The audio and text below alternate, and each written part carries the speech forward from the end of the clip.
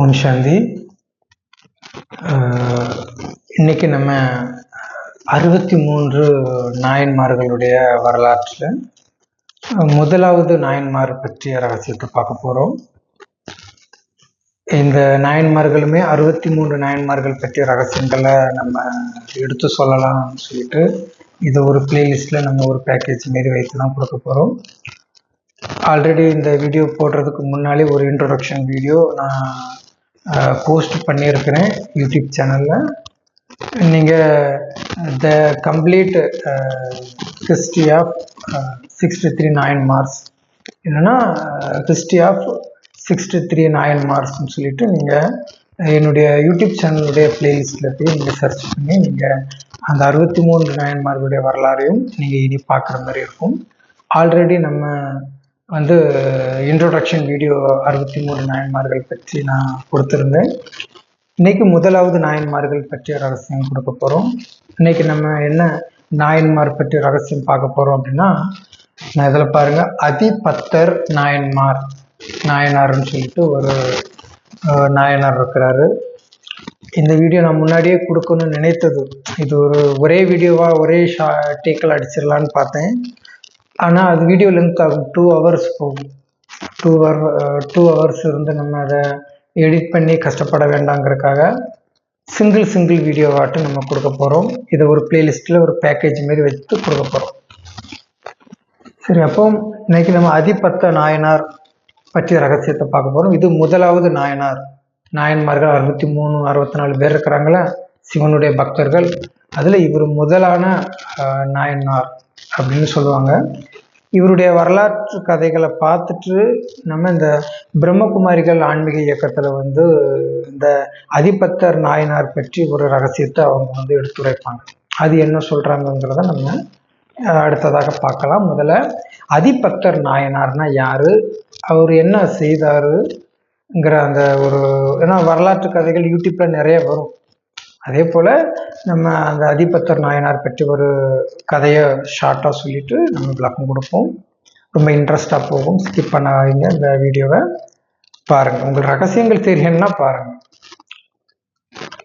சரி, அதிபத்த நாயனார் அப்படின்னா பெயர் காரணம்தான்.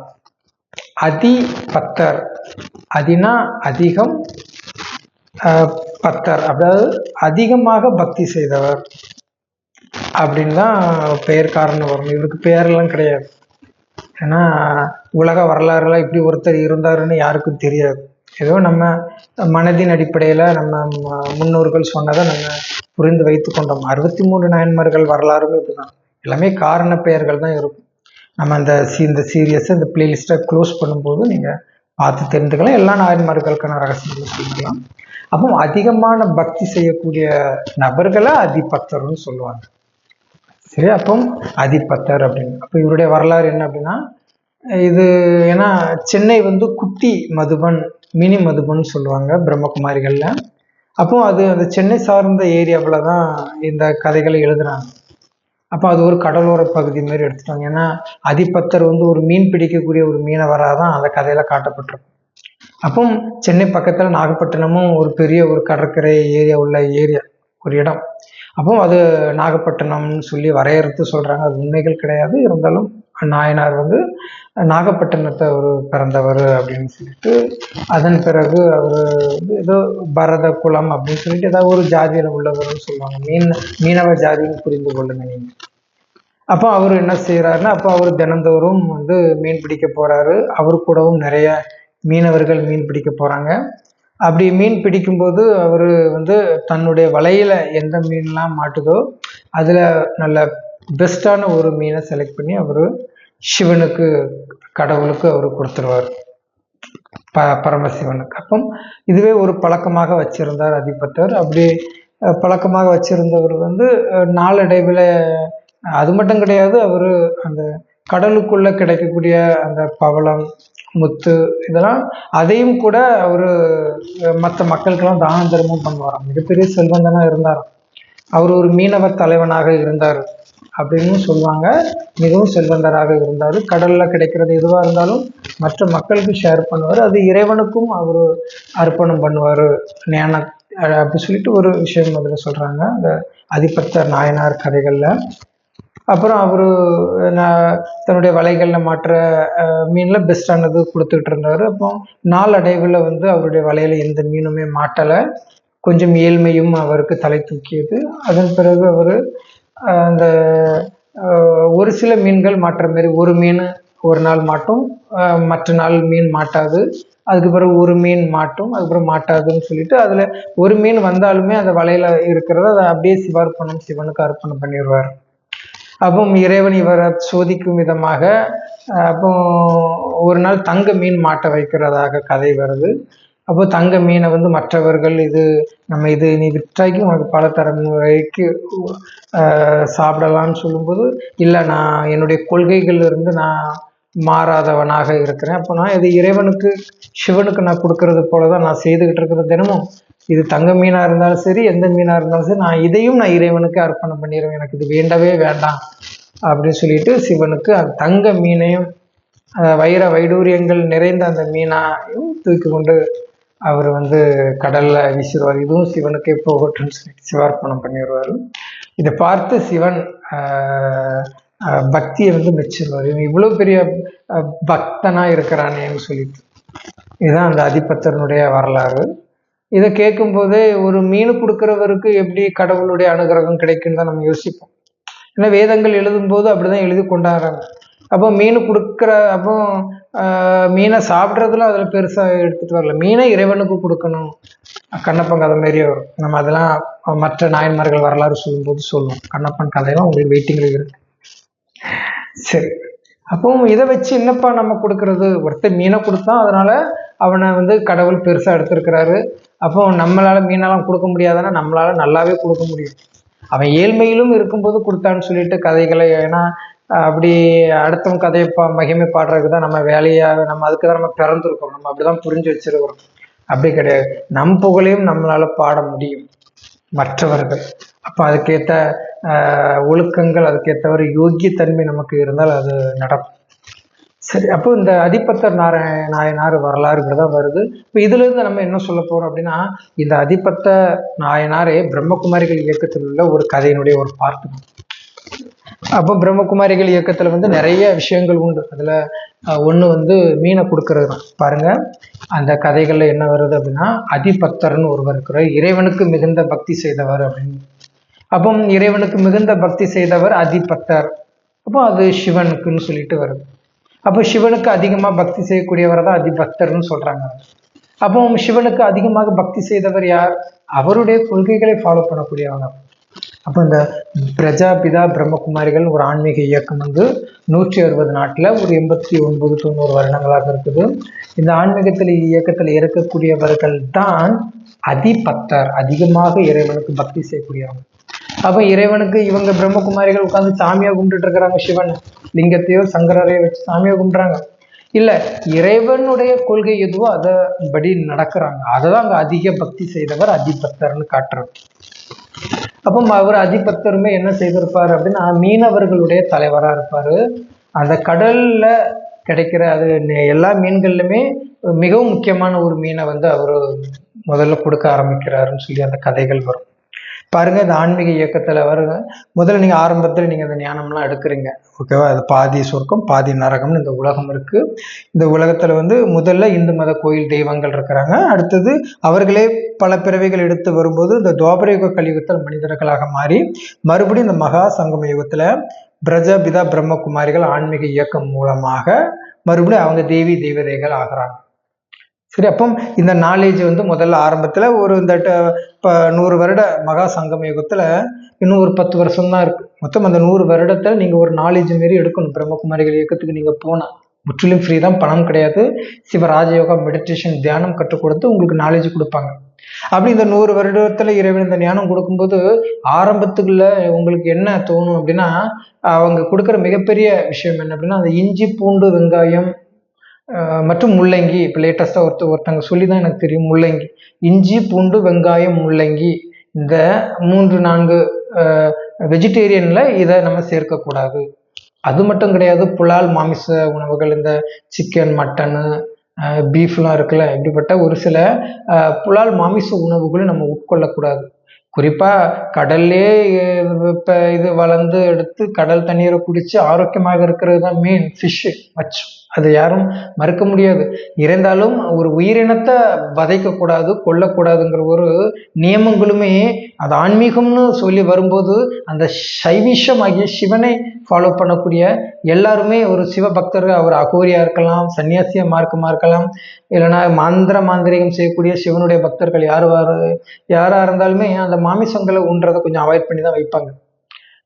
இந்து மதத்தில் இருந்தாலும் கூட அந்த மாமிச உணவுகளை சாப்பிடக்கூடாது ஒரு நியமம் இருக்குது. அதில் ஒரு நியமம் இந்த பிரஜாபிதா பிரம்மகுமாரிகள் இந்த 100 வருட மகா சங்கம் யுகத்தை மிகப்பெரிய நியமம் என்ன அப்படின்னா, மாமிச உணவுகளே உட்கொள்ளக்கூடாது. அதில் ஒன்று தான் மீன், மச்சம். அப்போ அந்த மீனை நம்ம சாப்பிடக்கூடாதுங்கிற ஒரு விதிமுறைகளை தான் அங்கே அதிபத்தர் தன்னுடைய வாழ்க்கையை அவர் ஒரு மீனவன் ஆக இருப்பார்.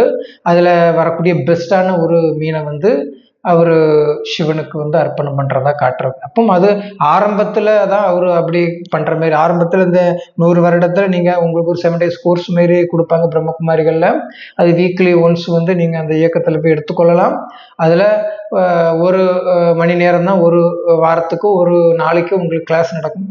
வித்தின் ஒரு 45 hours ஒரு மினிட் தான் நடக்கும். ரொம்ப ஹையஸ்ட்டாக 1 மணி நேரம் நடக்கும் வைங்களேன். அப்போ அதில் நீங்கள் ஆரம்பத்தில் ஒரு 7 days கோர்ஸ் முடிச்சிட்டிங்கன்னா ஆரம்ப டைமில் உங்களுக்கு அந்த இறைவன் கொடுக்கக்கூடிய அந்த நியமங்கள் ஃபாலோ பண்ணுறது கொஞ்சம் கஷ்டமாக இருக்கும். நீங்கள் நல்ல ஒரு மாமிச உண்ணியாக நீங்கள் இந்து மத சார்ந்து இருந்தீங்க அப்படின்னா இந்த நாலேஜெல்லாம் நீங்கள் எடுத்துக்கிட்டு ஜஸ்ட் ஒரு ஆரம்பத்தில் ஒரு மீனோ 2 மீனோங்கிற மாரி தான் வாரத்துக்கு ஒரு மீன் மாரி சாப்பிடுவாங்கன்னு வைங்களேன். அது அப்படி கொடுக்கறது இல்லை, உடனே விடவும் முடியாது. அதை தான் ஒரு அதிபக்தர் முதல்ல ஆரம்பத்தில் அதில் பெஸ்ட்டான மீனை அவர் கொடுப்பார். அது மட்டும் கிடையாது, அவர் அதிபத்தர் என்ன பண்ணுவார் அப்படின்னா, அந்த கடலில் தானே மீன் பிடிக்கிற அந்த கடலுக்குள்ளே பவளம் மாரி இருக்கும். பவளம், வைடூரியங்கள், அந்த முத்துக்கள், மாணிக்கங்கள்லாம் இருக்குமா, அதை நிறைய மனிதர்களுக்கு கடல்ல இருந்து எடுத்து கொடுப்பார். மக்கள் அதை வைத்துக்கொண்டு அவரும் வசதியாக இருந்தவர் தான். மற்ற மனிதர்களும் மற்ற மீனவர்களையும் அவர் வசதியாக ஆக்குவார் அப்படின்னு சொல்லிட்டு அந்த கதைகளுமே வரும். அப்போ கடலுக்குள்ள இருந்து பவளம், வைரம், வைடூரியங்கள், முத்து, மாணிக்கங்கள்லாம் எடுத்து மக்களுக்கு கொடுப்பார். அப்போ இந்த பிரம்மகுமாரிகள் இயக்கத்துல அவரு பார்த்தீங்கன்னா அவர் அதிபத்தர், மற்ற மீனவர்களுடைய தலைவனாக இருப்பார். நீங்க மீனவர்கள்னு அந்த அதிபத்தர்ல வரக்கூடிய எல்லா கான்செப்டுமே இந்த 100 வருட மகா சங்கம் யுகத்துல இந்த பிரம்மகுமாரிகள் இயக்கத்துல வரக்கூடிய ரகசிய சீக்ரெட் அமைப்புகள் தான். இப்போ இவர் மீனவர்களுடைய தலைவராக இருக்கிறாரு. மற்ற மீனவர்களுக்கும் ஞான கடலிலிருந்து ஞான ரத்தினங்களை, விலைமதிப்பு மிக்க விஷயங்களை, அந்த நாலேஜை எடுத்துக்கொண்டு மக்களுக்கு கொடுக்குறாங்க. மக்களும் வசதியாக இருக்கிறாங்க, அதை எடுத்து கொடுக்குற இவர் அந்த அதிபத்தர். என்ன அதிபத்தர்னா இந்த ஆள் மட்டும் கிடையாது, இவர் மூலமாக இந்த ஞானம் எடுக்கக்கூடிய அந்த பிரம்மகுமாரிகளையும் மற்ற மீனவர்கள் மாரி, இவர் மீனவர் தலைவர், மற்ற பிரம்மகுமாரிகள் மீனவர்கள் மாரி தான் காட்டப்பட்டிருக்கு. அப்போ இவர் மூலமாக இந்த ஞானம் எடுத்து அந்த ஞானக்கடல்ல இருந்து எல்லாம் கொடுக்கறது போல இருக்கும். அதான் அந்த அதிபத்தனுடைய நாலேஜில் அது கொண்டு வராங்க அந்த கதைகள்ல. அப்புறம் பார்த்தீங்கன்னா அவர் இந்த ஆரம்ப காலத்தில் ஒரு சில மீனை மட்டும்தான் ஒரு பெஸ்ட்டான மீனை கொடுத்துட்டு இருந்தார். ஆனால் நாள்பட ஆகும்போது அவருடைய வாழ்க்கையில ஏழ்மை வர்றது போல காட்டியிருப்பாங்க. ஏழ்மையெல்லாம் வரல. அப்போ நாள்பட இந்த நாலேஜ் நீங்கள் லைஃப் டைம் எடுப்பீங்க. மற்றும் 100 வருடம் நீங்கள் எப்போ 70 வருடத்துக்கு பிறகோ, 60 வருடத்துக்கு பிறகோ, 80, 90, இப்போ 90 வருஷம் நீங்கள் இப்போ புதுசாக இந்த நாலேஜ் எடுத்துக்கிறீங்கன்னா பிரம்மகுமாரிகள் இயக்கத்துக்கு நீங்கள் எப்போ போய் இந்த நாலேஜ் அடைய போறீங்கன்னு லைஃப் டைம் நீங்கள் எடுக்கணும். கடைசி 10 வருடம் நீங்கள் அந்த நாலேஜுக்கு வந்திருந்தாங்க கூட லைஃப் டைம் நீங்கள் 10 வருஷம் ஃபாலோ பண்ணி ஆகணும். அப்போ நாள்பட ஆகும்போது நீங்கள் கொஞ்சம் கொஞ்சமாக விட ஆரம்பிச்சிருவீங்க. ஆரம்பத்தில் நம்ம அந்த இஞ்சி, பூண்டு, வெங்காயம், முள்ளங்கி இதெல்லாம் சேர்த்துக்கிட்டு நம்ம சமைப்போம். அப்புறம் அப்பப்போ கொஞ்சம் அந்த நாக்கு துடுதுடுப்பு மற்றும் வீட்டில் ஒரு சில மாமிச உண்ணிகள் மாரி இருக்கும், பிணந்தின்னி கழுகுகள் மாரி இருக்கும். அவங்களோட சேர்ந்து குழம்புகள்லேயும் அவங்க போட்டு மாமிசத்தை தும்பாங்க. ஒரு வீட்டில் 2-3 இடத்துல சமைக்க முடியாது. ஒரே சமையலில் நம்ம அங்கே அந்த மாமிசங்களை போடுறதுக்கு முன்னாடி நம்ம வேணால் வெறும் குழம்பு மாரி எடுத்து சாப்பாட்டோட அரிசி ரைஸோட நம்ம சேர்த்து சமைப்போம். அதை தான் அப்போ கொஞ்சம் கொஞ்சமாக அவர் வாழ்க்கையில் அதிபத்தர் வாழ்க்கையில் ஏழ்மை வர்றது போலவும், அந்த ஏழ்மை நிலையிலிருந்து அவர் ஒரு நாள் ஒரு மீனும், இன்னொரு நாள் ஒரு மீனும் கிடைக்காது. இப்போ கிடைக்கிற மீனை சிவனுக்கு அர்ப்பணம் பண்ணி கடல்ல விட்டுருவார். அப்போ இதுதான் அந்த நாள்பட இந்த நாலேஜ் நீங்கள் எடுத்து வரும்போது கொஞ்சம் கொஞ்சமாக உங்களுடைய அனைத்து விஷயங்களுமே விட ஆரம்பிச்சிருவீங்க. ஃபைனலாக வரும்போது ஒன்றுமே ஒரு மீனும் மாட்டாது அப்போ நீங்கள் அந்த மாமிசம் அந்த புலால் உணவுகளை அந்த பிரம்மகுமாரிகள் இயக்கத்தில் அந்த மகா சங்கம் யுகத்தில் ஞானம் அடைந்த ஒரு பெஸ்ட் பிரம்மகுமாரியை நீங்கள் ஆயிட்டீங்கன்னா மாமிசங்கள் உட்கொள்றத பழக்கமே உங்களை விட்டு விலகி போயிடும். அதான் அவங்க அங்கே எடுத்துகிட்டு வராங்க. ஃபைனலாக இறைவன் செக் பண்ணுவார். ஏன்னா இந்த கொரோனா டைமில் கவர்மெண்ட்டு எதை கொடுத்தாலும் தூங்கக்கூடிய அளவுக்குலாம் ஆகிப்போச்சு. ஏன்னா ஓரடங்கு வச்சுட்டாங்க, லாக்டவுன் போட்டாங்களா, அந்த டைமில் இறைவன் சோதிக்கிற மாதிரி நீங்கள் இப்போ எடுத்துக்கங்களேன். அப்போ கடைசி டைமில் இவனுக்கு ஏழ்மை வந்துடுச்சு. இவன் இப்போ எது பண்ணுறான்னு சொல்லி இறைவன் செக் பண்ணுறது போல், சோதிக்கிறது போல் ஃபைனலாக அந்த அதிபத்தர் வரலாறுல வருது. அப்போ அவர் தங்க மீனை காட்டுறாரு. அப்போ இதுக்கு என்ன ரகசியம் அப்படின்னா, இந்த கடைசி நேரத்தில் ஏன்னா ஒரு சில நேரங்களில் வந்து உங்களுக்கு ரொம்ப ஆசைகளாகவும் இருக்கும், இல்லை உங்களுக்கு சரி மனசை வெறுத்து கட்டுப்படுத்திட்டீங்க, அப்போ நீங்கள் பெஸ்ட்டு பிரம்மகுமாரியாக ஆயிட்டீங்க. அதுக்கு பிறகு இறைவன் உங்களை சோதனை பண்ணுறது மாரி அங்கே ஃபைனலாக பண்ணுறதுக்கு. ஏன்னா இப்போ நானுமே 11 வருஷம் நாலேஜில் இருக்கிறேன். புலால் மாமிச உணவுகள் நான் உட்கொண்டதே கிடையாது. அப்போ நமக்கு நாலேஜ் வருது. அப்போ நமக்கு அதை சாப்பிடக்கூடிய சூழ்நிலை வரும். அதுதான் இருக்குது, வேற வழியே இல்லைன்னு சூழ்நிலை வரும்போதும் சாப்பிட்டா நம்மளுடைய விரதம் கலைஞ்சி போயிடுச்சுன்னு அர்த்தம். அதே போலதான் அவர் அதிபத்தர் நாயனாருடைய வரலாற்றில் ஃபைனலாக தங்க மீனை காட்டுறாரு. இதை வச்சா அவன் கண்டிப்பாக முன்னேறி வர முடியும், செழிப்பாக வர முடியும், அவனுடைய ஏழ்மை நீங்கி விடும். அதான் தங்க மீனாக காட்டுறது. அப்போ நீங்கள் இந்த உங்களுக்கு அந்த மீன் அந்த வாயினுடைய அந்த கவர்ச்சி அது எடுத்துகிட்டு வரும். ரொம்ப டேஸ்டான மீன் மாதிரி நீங்கள் எடுத்து புரிஞ்சுக்கங்களேன். அதையும் சிவனுக்கே அர்ப்பணம் பண்ணிடுவார். அப்போ எப்பேற்பட்ட சூழ்நிலை வந்தாலும் நீங்கள் மாமிசங்களை உண்ணக்கூடாதுங்கிற ஒரு நியமம் ரகசியத்தை அங்கே எடுத்துகிட்டு வராங்க அவங்க. அப்போ இறைவனுக்கு அர்ப்பணம் பண்ணி வாழக்கூடியவர்கள் நாயன்மார்கள் கிடையாது, கொள்கைகள் நிறைந்தவன் தான் உண்மையான நாயன்மான் அப்படின்னு சொல்லிட்டு அதிபத்தர் நாயனார் முதலாவது 63 நாயன்மார்கள் முதல் நாயன்மார்னு சொல்லிட்டு வரலாற்று கதை இறைவன் சொல்லி முடிக்கிறார். அப்போ அதிகமாக பக்தி செய்யக்கூடியவனா சாமி கும்பிட்றவர் கிடையாது, இறைவனுடைய கொள்கைகளை ஃபாலோ பண்ணி. நீங்கள் திருப்பதியெல்லாம் போறீங்க, நீங்கள் ஏதாவது ஒன்று விடணும்னு சொல்லி ஒரு பேப்பரில் எழுதி வச்சுட்டு வரணுமா திருப்பதியிலே அப்படின்னா? அப்போ சிவன் சார்ந்த விஷயங்கள்ல அப்போ அதிபக்தர்லாம் பண்ணியிருக்கிறாருன்னா அப்போ இது அரும்பெரும் செயல் இல்லையா? இந்த 100 வருட மகா சங்கம் யுகத்தில் சத்தியுகம் திரேதா யுகத்தை நீங்க அடையக்கூடிய ரகசியங்களை இந்த மகா சங்கம் யுகத்தில் நீங்க செய்யறீங்க அப்படின்னா அங்க நீங்க ஃபாலோ பண்ணக்கூடியது என்ன அப்படின்னா, புலால் மாமிச உணவுகளை அறவே நீங்க ஒதுக்கணும். அதில் மீனை ஒதுக்குறது போல இதுல அப்போ நீங்க இன்னும் நிறைய நாயன்மார்கள் வரலாறாம் பார்த்தீங்கன்னா, மனைவியை வெட்டி இருப்பாரு, பிள்ளையை வெட்டி இருப்பாரு, சிவனை அசிங்கமா பேசினவர் நாக்கை வெட்டி இருப்பாரு, யானையை துண்டு துண்டா வெட்டி இருப்பாரு, பாம்பை வெட்டி இருப்பாரு, கண்ணை பிடுங்கி கொடுத்திருப்பாரு சிவனுக்கு. பலவித அற்புதங்கள் அர்ப்பணங்கள் சிவார்ப்பணம் வந்து எல்லா நாயன்மார்களும் 63 64 நாயன்மார்கள் பண்ணியிருக்கிறாங்க. அதுல நம்ம இனி இந்த பிளேலிஸ்ட்ல இந்த நாயன்மார்கள் வரலாறு 1 by 1 நம்ம பார்க்கும்போது நீங்க தெரிந்து கொள்ளலாம். ரெகுலராக இந்த வீடியோவில் நீங்கள் ஃபாலோ பண்ணுங்கள். எல்லா ரகசியங்களையும் நம்ம சொல்லி கொடுத்துரும். இதுக்கு முன்னாடி பார்க்க ஒரு மாதிரி நச்சரிப்பாக இருக்கும். இந்த ரகசியங்களை தெரிந்து பார்க்கும்போது உங்களுக்கு புரிந்து கொள்வீங்க. அப்போ அதிபத்தர் அப்படின்னா இப்போ மீனை கொடுக்கறது பிரம்மகுமாரிகள் இயக்கத்துக்கு வந்த பிறகு மீனை நாயன்மார் கொடுக்குற மாதிரி வரும். அப்போ இந்த 63 நாயன்மார்களும் முடியும் போது நீங்களே பாருங்களேன், நீங்கள் குறைவான வருட ஞானத்தில் இருந்தாலும் கூட அதிக வருடங்கள் ஞானத்தை எடுத்தவர்கள் விட அதிக நாலேஜ் நீங்கள் தெரிந்து கொள்வீங்க. முதல்ல மீனை விடுங்க. அது அதிபத்தர் நாயனார் சொல்லி பிரம்மகுமாரிகள் பிரஜாபிதா பிரம்மகுமாரிகளுக்கு சொன்ன ரகசியங்களை தான் அங்க சொல்றாங்க. அப்ப அதிபத்தர்னு ஒருவர் இருந்தாரு, அவரு மீனை கொடுத்தாரு, அதனால இறைவன் அவருக்கும் அருள் செய்தார். அப்படியே கிடையாது. 100 வருட மகா சங்கம யுகத்துல இந்த உலகத்துல இந்த பிரம்மகுமாரி யுகத்துல என்ன நடக்குதோ அதைத்தான் வேதங்கள்ல புலம்பி வைப்பாங்க. 63 64 நாயன்மார்கள் சொல்லிட்டு இதுல ஒரு நாயன்மார் அதிபத்தர். அப்போ இந்த பிரம்மகுமாரி இயக்கத்துல மீனை இறைவனுக்கு அர்ப்பணம் பண்றது. அப்போ கடல்ல பிடிச்சி மீனை கொண்டு கொடுக்கறதா, அவரும் மீனை கொடுத்துட்டு மீது உள்ள மீனை நீங்க தின்னுட்டு போறதா? அப்படி கிடையாது. பிரம்மச்சரியத்தை நீங்க ஃபாலோ பண்ணணும்.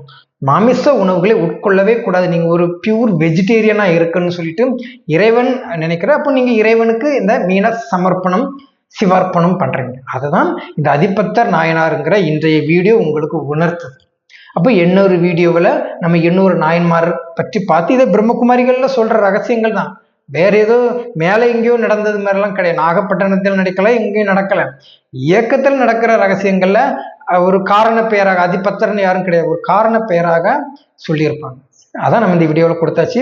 இதே போல அடுத்த நாயன்மார்கள் 2வது நாயன்மார்கள் யாருங்கிறத அடுத்த வீடியோவில் நம்ம ரெக்கார்ட் பண்ணி போஸ்ட் பண்ணி எடிட் பண்ணி கொடுப்போம். நீங்க பார்த்து தெரிந்து கொள்ளுங்க. ஓம் சாந்தி.